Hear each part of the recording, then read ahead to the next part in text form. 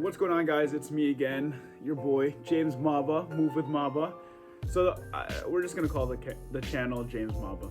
That's what I figured. So today we're gonna be talking about the application process or the rental process from start to finish in New York City. And just before we start the video, let me just say, yes, I'm wearing a hoodie. And no, I probably won't be dressing formal for the rest of my YouTube videos, even though people told me I should because I'm an agent, whatever. Anywho, so let's get started. So the first thing you should do is ask yourself if you want to rent or buy. There's been so many times where people move from all over the place and then they realize the city's not for them. I see this a lot. Oftentimes, if you find yourself, you just got a job offer, you know, all of a sudden you're making X amount, all of a sudden you're seeing what you can afford, all of a sudden you're like, okay, screw it, let's move, you know, I can afford it. A lot of times those people are the ones who end up losing money on rentals just because you rush into something too quickly. Renting is a big decision, not as big as buying, but it's still a big decision that you have to consider.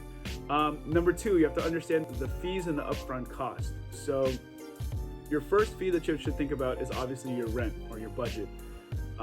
So typically in New York City, when you sign a lease, the things that you pay up front is first month's rent, you pay the security deposit, and then you pay the broker fee. So the broker fee is what you have to pay for. So when figuring out your budget, keep in mind that you are paying up to 3, sometimes even 4 months worth of rent up front.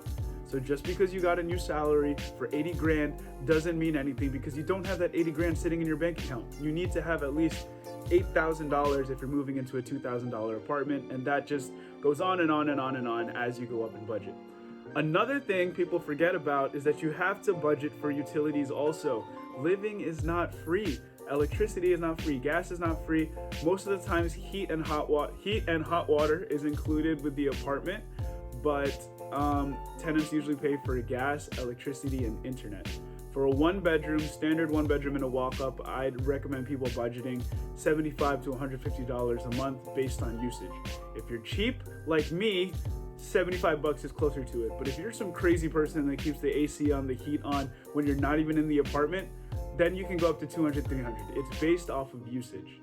Moving on from that, you have to break down your apartment necessities. I break it down into 3 categories, right? It's would be nice, I need it, and absolutely not. You have to figure out what you need and what would be nice. And I'm gonna tell it to you guys straight.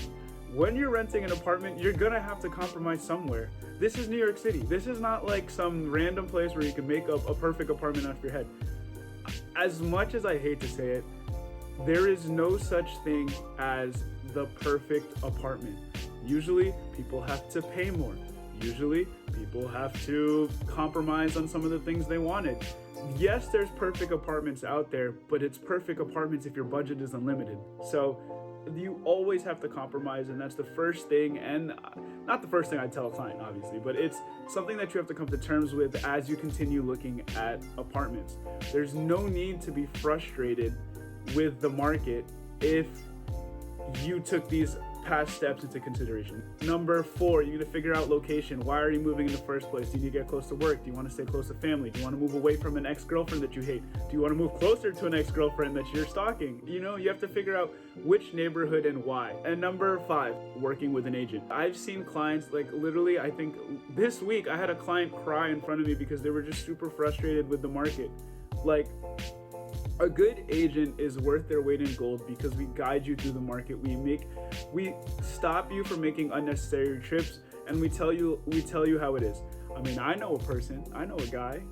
Sheesh. So number 6, you're gonna tour properties. Usually after you talk with an agent, they'll, search up the market. Obviously, I'll be very honest with you guys. Agents right now for rentals, we use StreetEasy, we use Zillow, and then we use our own company internal. It's called the MLS, multiple listing service, but for rentals, it's not very accurate. So StreetEasy and Zillow is gonna be your best friend. After you tour properties, do a round of feedback. So usually I would never see more than 3 to 4 apartments with a client in one sitting, because once you start seeing 5, 6, 7, 8, 9, 10, it gets super overwhelming. All the apartments are blending together. And now And rinse and repeat. This process is different for other people. It could take 1 week, it could take 1 month, it can take 3 months. I had a client once who looked at 85 different apartments before they chose one. So that was like, what, I had 4 or 5 months of searching. But yeah, you know, it's a big decision. So take your time. Don't feel rushed if you don't need to. It really depends on your situation. So now, after you do this rinse and repeat, seeing apartments, you find the right one, right? I would submit an offer right away.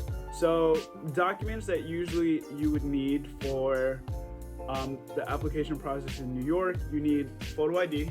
You're gonna need 2 tax returns, 3 most recent bank statements, landlord reference letter if applicable. If this is your first apartment or you're moving from home, don't worry about it. It's fluff anyway.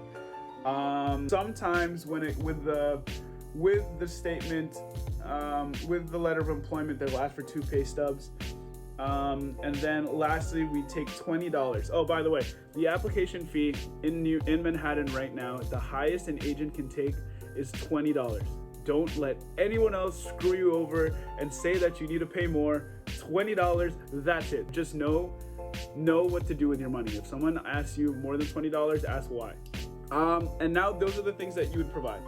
I was rambling, so I'm definitely going to provide a more detailed list here, and it might not go with my voice, but this is what you need.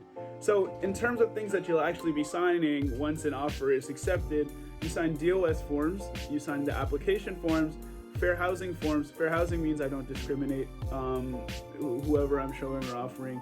And the COVID forms, this is only applicable for the year of 2022, 2021, because we were in the middle of a pandemic. And last but not least, do not forget, like after all this, after that entire process where the lease shows up, then you have to pay the fees when you sign the lease. So now that you're formally approved and you're all good to go, we sign the lease. Once you sign the lease, you pay the first month of rent, the security deposit, which is equal to 1 month of rent. And don't worry, the security deposit goes back to you after the end of a lease. But the rule of thumb is as long as there's no structural damage to the apartment, then most likely you'll be getting your security deposit back. There are slumlords out there that don't give it back. There are bad landlords that don't give it back. Use a good agent. Last but not least, once you get the lease, before you sign, for God's sake, read it. A lease is a legal document. Everything before this is not a legal document, so it's not binding. Any questions or you wanted me to go through it one more time, you can literally call me. So I'll send that to you guys. All my information will be below. If you have any questions, anything, any help, any guidance you need, call me. I'll be your guy. Once again, thank you guys for watching. It was a pleasure. Hopefully I didn't ramble too much. Hopefully I make it more informative. If there's anything you want me to come back to, let me know. But other than that, guys, thanks you once again for watching. We'll be in touch. See you on the next video. Bye-bye.